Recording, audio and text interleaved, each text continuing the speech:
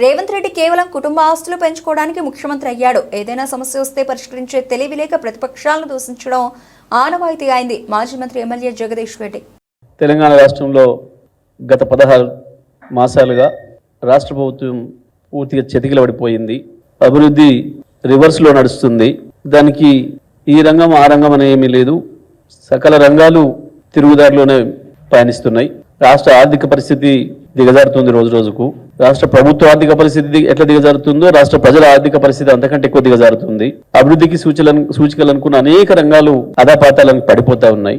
ఈ రాష్ట్ర ప్రభుత్వాన్ని నడుపుతున్న వాళ్ళకి, రేవంత్ రెడ్డి అండ్ గ్యాంగ్ కి పరిపాలన పైన పట్టు లేదు, ప్రజల పట్ల కమిట్మెంట్ లేదు.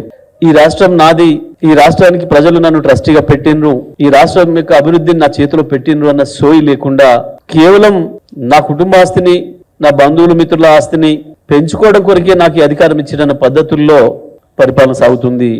రేవంత్ రెడ్డి ఆయన మంత్రుల పనితీరు చూస్తే ఏ మంత్రికి ఏ శాఖ పట్ల అవగాహన లేదు, కనీసం సమీక్ష చేసిన వాడు కూడా లేడు ఎవరు. ఇప్పటికీ ఆ శాఖల యొక్క ప్రాధాన్యతను బట్టి సమీక్షలు చేయాల్సి ఉంటుంది. 15 రోజులకు ఒకసారా, నెల రోజులకు ఒకసారా, 2 నెలలకు ఒకసారా, 3 నెలలకు ఒకసారా, ఎవరు కూడా లేరు. పైగా ఏదైనా సమస్య ఎదురైతే, రాష్ట్ర ప్రభుత్వానికి ఒక సమస్య ఎదురైతే దాన్ని పరిష్కరించే బదులు దాని పరిష్కారానికి ప్రయత్నం కూడా చేయకుండా జరిగేది జరుగుతుంది లేమని చెప్పి గాలికి వదిలేస్తూ దాన్ని పక్కదారి పట్టించడం కొరకు, విషయాన్ని దారి మళ్లించడం కొరకు లేని చిల్లర మాటలు మాట్లాడుతూ ఏదో కొత్త సమస్య ఉంది అని చెప్పి సృష్టిస్తూ మీడియాలో దాన్ని ప్రముఖంగా వచ్చేటట్లుగా ప్రభావితం చేస్తూ పరిపాలన కొనసాగుతుంది. వాళ్ళే తీసుకొచ్చి పెట్టిన సమస్యలు కావచ్చు, వాళ్ళ తెలివి తక్కువతనంతోనో అజ్ఞానంతోనో లేదా వాళ్ళ ధనదాహంతోనో తెచ్చిన సమస్యలు కావచ్చు, హైడ్రో లాంటివి, మూసీ లాంటివి, లైచర్ల లాంటివి, లేదా అనుకోకుండా వచ్చిన సమస్యలు, లేదా వాళ్ళ నిర్లక్ష్యం వల్ల వచ్చిన ఎస్ఎల్బిసి లాంటి సమస్యలు కావచ్చు.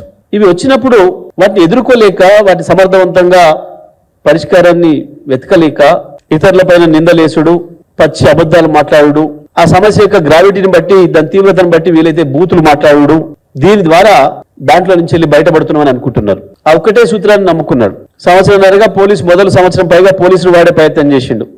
పోలీసులు ప్రజలను ఆపలేరని, ప్రజా ఉద్యమాలు ఆపలేరని, ప్రజల గొంతుకల్ని ఆపలేరనేది అర్థమైంది. ప్రతిపక్ష నాయకుల్ని కూడా ఆపలేరనే విషయాన్ని అర్థమైంది.